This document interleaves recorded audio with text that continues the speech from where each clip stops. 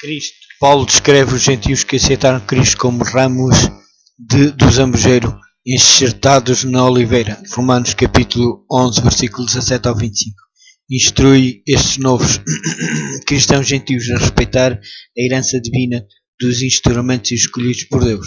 Se a raiz é santa, também os ramos o são. E se alguns dos ramos foram quebrados, e tu, sendo zambujeiro, foste enxertado em lugar deles, e feito participante da raiz e da seiva da oliveira, não te glories contra os ramos. E se contra eles te gloriares, não és tu que sustentas a raiz, mas a raiz a ti. Romanos capítulo 11, versículo 16 ao 18. A Igreja do Novo Testamento difere significativamente da sua homónima do Antigo Testamento. A Igreja Apostólica tornou-se uma organização independente, separada da nação de Israel.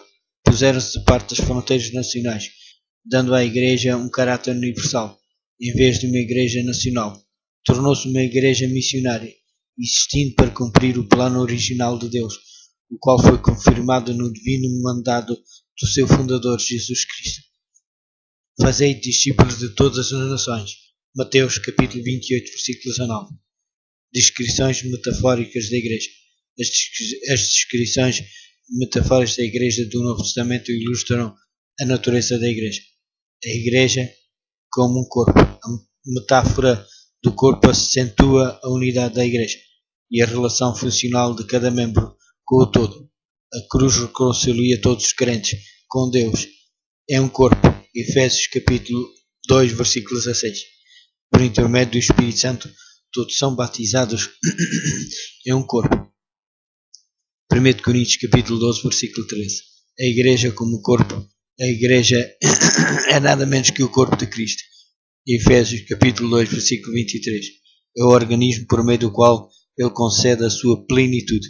Os crentes membros são do seu corpo. Efésios capítulo 5, versículo 30. Consequentemente, Ele oferece vida espiritual pelo seu poder e graça a todos os verdadeiros crentes. Cristo é a cabeça do corpo. Colossenses capítulo 1, versículo 18. A cabeça da Igreja. Efésios capítulo 5, versículo 23. No seu amor, Deus deu a cada membro do corpo da sua Igreja pelo menos um dom espiritual que permita a esse membro desempenhar uma função vital. Tal como cada órgão é vital ao corpo humano, o êxito do cumprimento da missão da Igreja depende do funcionamento de cada um dos seus dons espirituais dados aos seus membros. Para que serve um corpo sem o coração e não fica reduzida a sua eficiência se lhe faltarem os olhos ou uma perna? Se os membros da Igreja se recusarem a usar os seus dons, esta será morta ou cega, ou pelo menos coxa. No entanto, estes dons especiais atribuídos por Deus não são um fim em si mesmos.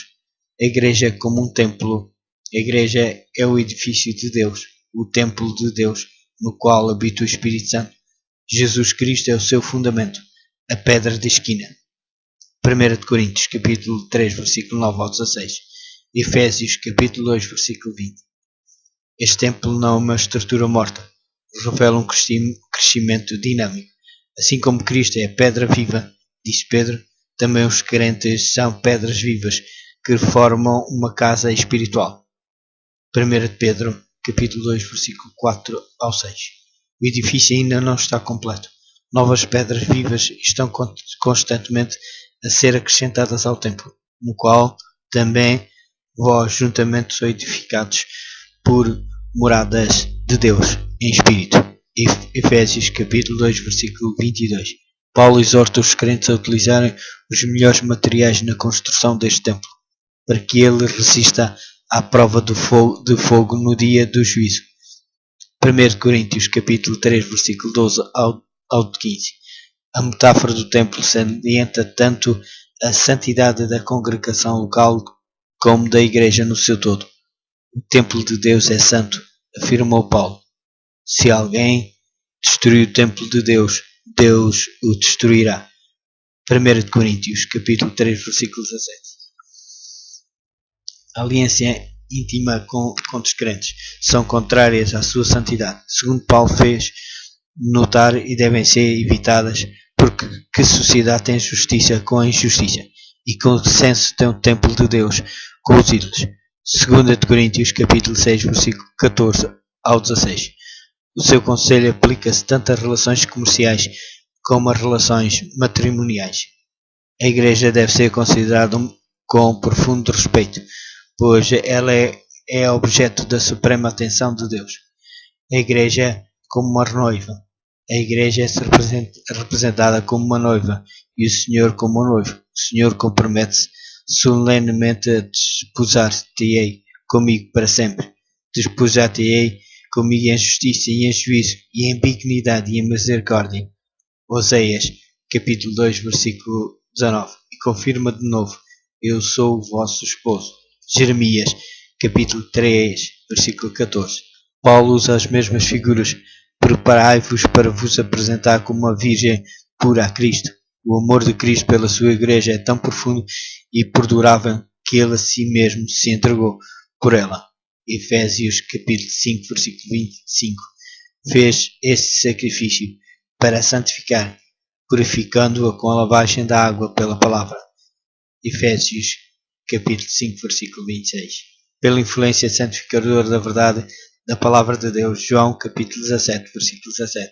E pela purificação efetuada pelo batismo, Cristo pôde purificar os membros da igreja, retirando-lhes o vestuário sujo e vestindo com a veste da sua justiça perfeita. Pôde assim preparar a igreja para ser a sua noiva, uma igreja gloriosa, sem mácula, nem ruga, nem coisa semelhante, mas santa e irrepreensível. Efésios capítulo 5, versículo 27. A glória completa e todo o esplendor da igreja só serão visíveis quando Cristo voltar. A igreja, como a Jerusalém de cima, as Escrituras chamam a cidade de Jerusalém Sião. Ali Deus habita com o seu povo. Salmos capítulo 9, versículo 11. É de Sião que procede a salvação.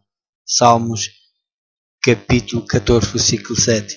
E Salmos capítulo 53, versículo 6. Esta cidade deveria ser a alegria de toda a terra. Salmos capítulo 48, versículo 2. O Novo Testamento vê a igreja como a Jerusalém de cima, a correspondente espiritual da Jerusalém terrestre. Gálatas capítulo 4, versículo 26. Para os cidadãos desta Jerusalém, a sua pátria está nos céus.